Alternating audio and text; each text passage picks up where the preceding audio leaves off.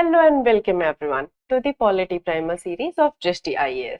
My name is Pragya and I am here today with a topic which is in news currently. The title of our today's discussion is Abrogation of Article 370 Challenged.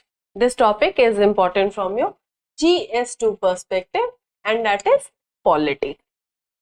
The Supreme Court of India is currently considering a batch of petitions which have challenged the constitutional validity of abrogation of Article 370.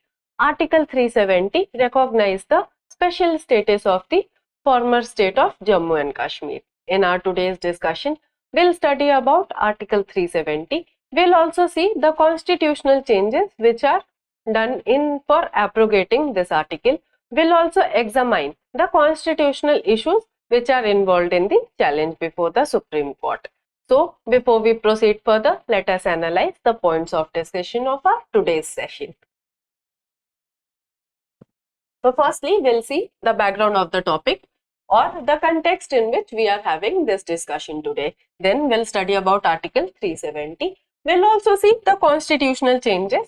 We'll also see how was Article 370 abrogated.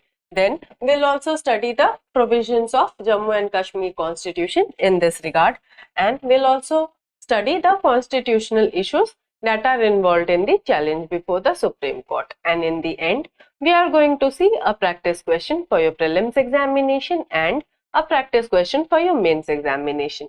So now let us proceed to see the background of our today's discussion. As I have mentioned before, the Supreme Court of India is hearing the challenge to abrogation of Article 370 and the day-to-day hearings have begun. So now let us study about Article 370. Article 370 granted temporary provisions to the former state of Jammu and Kashmir. It recognized the special status of the former state of Jammu and Kashmir. So what is the historical background of it?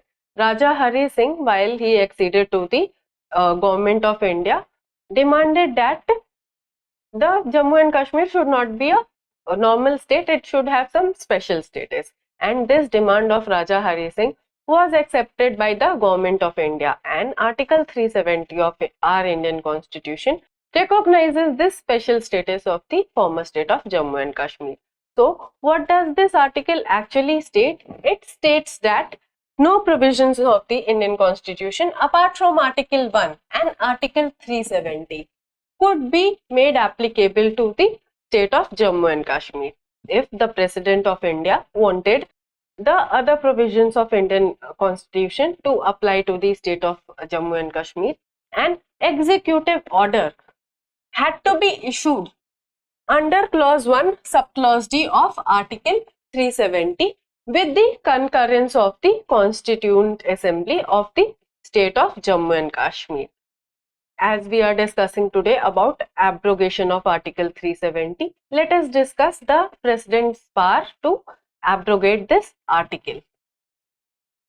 Clause 3 of Article 370 empowered the President to declare that this article shall cease to be operative completely or partially, but only if the Constituent Assembly of Jammu and Kashmir recommended such an action. The irony is the Constituent Assembly of Jammu and Kashmir ceased to exist in 1954. So we will study that how Article 370 was actually abrogated in our further slides. But before this, let us see the constitutional changes that are made to abrogate this article. And I would also like to mention that since the Constituent Assembly of Jammu and Kashmir ceased to exist in 1954, this power of the President under clause 3 of Article 370 was inoperative. Now let us see the constitutional changes which are done to abrogate this article. The centre issued an order amending the Constitution application to Jammu and Kashmir Order 1954 and superseded it with the Constitution application to Jammu and Kashmir Order of 2019. And what did this order do? It made the provisions of Indian Constitution applicable on the state of Jammu and Kashmir. The government also amended Article 367 and added a new clause 4 to it, which made Constitution of India directly applicable to the state of Jammu and Kashmir. So, what is this Article 367? It talks about the interpretation of the Constitution by the President of India. The President also exercised his power under Clause 3 of Article 370, making all of its clauses inoperative except the provision that all articles of the Constitution shall be applicable to the state of Jammu and Kashmir. So we were discussing that the President could not actually exercise this power under Article 370 Clause 3 because the Constituent Assembly of Jammu and Kashmir ceased to exist. But we'll see in our further slide that how Article 370 was abrogated by exercising the power given to President under Article 370. The road to these changes was not easy. Under Article 92 of the Jammu and Kashmir Constitution, the state had to be placed under governor's rule for 6 months before it could actually be placed in the president's rule. So, the governor's rule was imposed in the state for 6 months, and before the expiration of 6 months, the legislative assembly was dissolved and the president's rule was imposed in the state for making these constitutional changes to abrogate Article 370. Now let us study that how was Article 370 actually abrogated. So as we are discussing that it was not possible for the legislature or the parliament to abrogate Article 370 easily because of the non-existence of the Constituent Assembly of the state and as well as the state government. We saw that the state was put in president's rule. So there was no constitutional and legal mechanism available for the center to abrogate or amend Article 370. So what did the parliament do? So there was a loophole which existed in the form of Clause 1, Subclause D of Article 370, and the center used its power under this clause to amend Article 367, which provides guideline to interpret the Constitution. So the power under Clause 1, Subclause D of Article 370 was used to amend Article 367 of our Indian Constitution, which provides for the guidelines to interpreting the Constitution. And a new clause was added to Article 367, replacing Constituent Assembly of the state, referred to in Article 370 Clause 3 by Legislative Assembly of the state. So, what did the center do? It just replaced the Constituent Assembly word in Article 370 Clause 3 by the word of Legislative Assembly. Thus, the presidential route under Article 370 Clause 1 Subclause D was used to amend Article 370 itself. So, we are discussing that the center found a loophole in the form of Article 370 Clause 1 Subclause D, and the presidential order route under this article was used to amend Article 370 itself, and this is how Article 370 was abrogated, and this is how it was possible to actually abrogate this article. Whereas Article 370 could have been amended only upon the recommendation of the Constituent Assembly of the state under Article 370 Clause 3 and not through Article 370 Clause 1 Subclause D.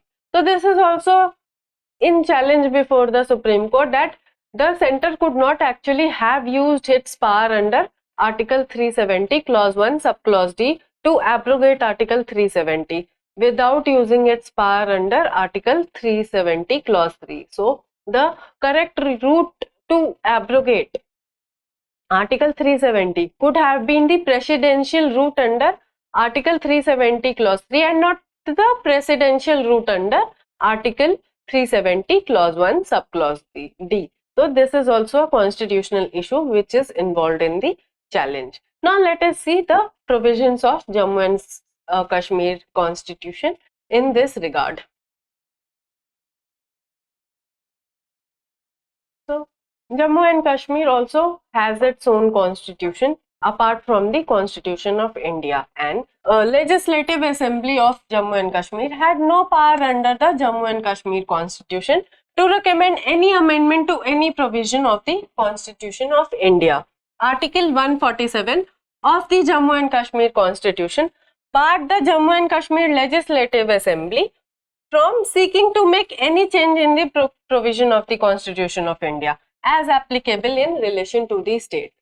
So we are studying here that even though the center replaced the word Constituent Assembly with the Legislative Assembly of the state by amending Article 367 and adding a new clause 4 to it. But under the Jammu and Kashmir Constitution, it was not possible for the Legislative Assembly of the state to also suggest any change in the provisions of Constitution of India which are applicable to the state of Jammu and Kashmir. So what are we trying to see? That even the Legislative Assembly of the Jammu and Kashmir, like the former state of Jammu and Kashmir, would not have suggested the abrogation of Article 370.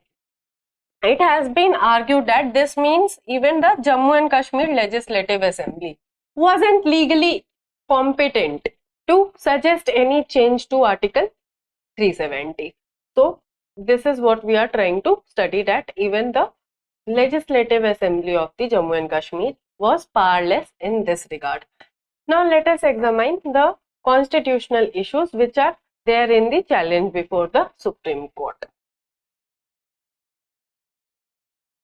So the petitions challenge the presidential orders of August 5-6, 2019 as well as the Jammu and Kashmir Reorganization Act of 2019. A 5 judges constitution bench is hearing these petitions which have challenged the abrogation of Article 370 as being constitutionally invalid or unconstitutional. So the issues are threefold. Firstly, can the president replace a state government? We all know whenever there is a president's rule imposed in the state, the president can only act as a state government for the day-to-day basis life of the state, not change the whole constitution of the state for under his power as a state government. So was this actually possible to be done while the state was under the president's rule? Secondly, the Jammu and Kashmir was a state and it has now been downgraded to a union territory. 2 union territories have been carved out of the state, the Union Territory of Jammu and Kashmir and the Union Territory of Ladakh. So this downgrading of a state to a union territory is in violation of Article 3 of our Indian Constitution. Then the petitions also challenge the way the parliament has abrogated this article. So they are challenging the route taken by the parliament to actually abrogate this article. So these are the constitutional issues which are involved in the petitions that are filed before the Supreme Court of India. With this, we have come to a conclusion to our today's discussion. We have seen that what was Article 370. We have also seen the constitutional changes which were made to abrogate this article. We have also seen the route taken by the parliament to abrogate this article, and we have also examined the constitutional issues which are involved in the challenge before the Supreme Court. So now let us see a practice question for your prelims examination. Consider the following statements regarding Article 370 of the Indian Constitution. Statement number 1. Article 370 provided for application of only Article 1 and Article 370 itself to the former state of Jammu and Kashmir. Then statement 2 is Article 370 made temporary provisions with respect to the state of Jammu and Kashmir. Then the third statement is Article 370 could be abrogated without the consent of the people of Jammu and Kashmir. So as we have discussed in our today's lecture, that statement number 1 and statement number 2 are correct. But statement number 3 is not correct, because Article 370 could not have been abrogated without the consent of the people of the Jammu and Kashmir. So your answer will be option B, statement 1 and statement 2 only. Now let us see a practice question for your mains examination. The question is, discuss the opportunities and challenges posed by the abrogation of Article 370. Kindly attempt this question for your mains examination. I hope this session was insightful for you. If you found the discussion today helpful, kindly like the video and subscribe to our channel for more such updates. Thank you.